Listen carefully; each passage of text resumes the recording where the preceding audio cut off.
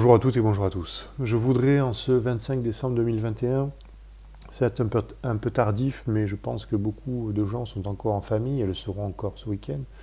Je voudrais vous souhaiter un joyeux Noël, je voudrais vous souhaiter un Noël du cœur, un Noël de l'union, un Noël finalement de la confiance et de l'unité entre tous, entre ceux qui acceptent de prendre ce traitement, consciemment, de force, aveuglement, égoïstement, bref, toutes les raisons possibles. Mais je voudrais que finalement ça ne soit pas un obstacle pour les familles, pour les amis.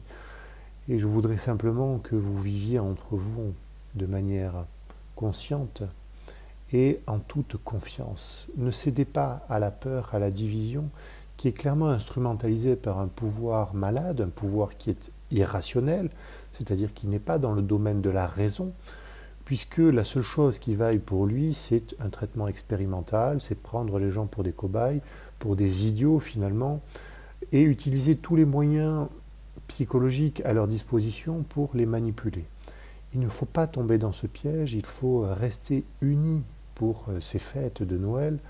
N'oubliez pas que c'est le jour de la naissance du Christ, et qu'en ce jour, il est important d'élever l'amour au rang finalement des premières valeurs, d'élever le partage, la générosité et l'accompagnement, la bienveillance, surtout ces deux dernières valeurs lorsque les personnes qui ont accepté ce traitement se rendront compte à la fin, parce qu'ils vont s'en rendre compte qu'ils ont été manipulés à des fins politiques.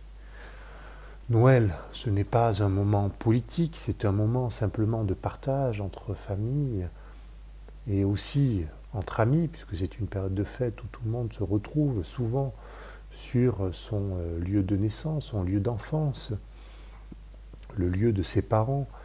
Et c'est souvent un moment émouvant, un moment finalement riche en émotions, qui ne doit pas devenir un pugilat à cause d'une histoire ficelée, instrumentalisée, cousue de fil blanc par ceux qui ont les moyens de ficeler un tel j'allais dire, un tel projet idéologique, on va dire ça comme ça.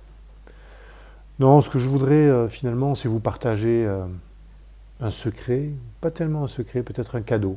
Je voudrais vous offrir un cadeau intellectuel, mais qui est un cadeau qui est beaucoup plus important que n'importe quel cadeau matériel. Et ce cadeau, c'est la compréhension selon laquelle le président français est, selon les traditions spirituelles, traditions religieuses, donc traditions chrétiennes, est la figure de l'antéchrist. Les initiés, il faut distinguer les initiés des profanes. Les initiés, ce sont tous ceux qui appartiennent à des sociétés discrètes. Et ces hauts initiés, en règle générale, parlent par symboles et par signes. C'est leur propre langage. Et ils ont donné suffisamment d'indices. Je suis juriste de formation et entrepreneur. Ils ont donné suffisamment d'indices, de faisceaux d'indices concordants, qui nous permettent finalement de prouver qu'il est clairement ce qu'on appelle l'antéchrist, qui est également l'antichrist, c'est-à-dire l'individu qui est l'imitateur, qui fait croire qu'il est le fils de Dieu, c'est-à-dire le fils du ciel, alors qu'en réalité, il est le simple imitateur, il est celui qui est, on pourrait simplement dire, le fils de Lucifer, c'est-à-dire le porteur de lumière, l'imitateur, pour reprendre l'expression de Carl Gustav Jung dans son livre Aion. Je voudrais simplement que vous compreniez que c'est effectivement lui, c'est la seule vérité qui vaille, et en ce jour de Noël, je voudrais vous la délivrer et vous dire, écoutez, regardez bien tous les signes qu'ils ont laissés. Le premier résultat de ce président, 66,6%, Christine Boutin a fait un tweet en ce sens. Le signe qu'il a fait devant la pyramide. Il n'y a pas de hasard en communication. Lorsqu'un individu fait un signe pareil devant une pyramide, c'est qu'il fait justement un signe à tous les initiés. Il y a beaucoup d'individus qui l'ont compris. Lorsqu'il fait une politique pour les premiers de cordée, c'est-à-dire pour les plus riches, c'est-à-dire les premiers de la fraternité, puisque la corde représente la fraternité, c'est un symbole qui appartient à ces sociétés discrètes et notamment aux maçons.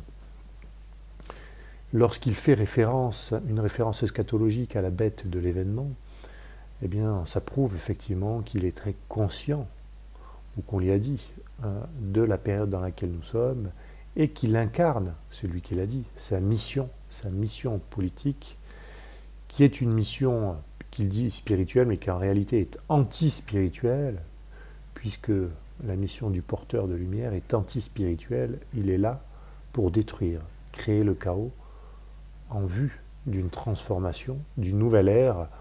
Certains disent un nouvel ordre mondial. Si on va vers celui dans lequel certains huluberlus, on peut dire, veulent nous amener, c'est-à-dire le contrôle social par la technologie, c'est du délire. Mais on peut aller vers un autre modèle de société beaucoup plus juste. Et c'est celui vers lequel je vous invite. Il y a déjà suffisamment d'innovation et d'initiatives dans les milieux associatifs, dans les milieux dits spirituels.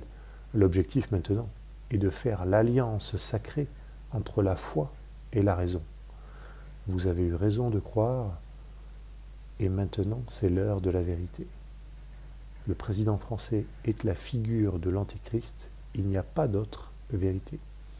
Je vous souhaite un très joyeux Noël, je vous souhaite une douce nuit, une sainte nuit, et je vous dis à très bientôt.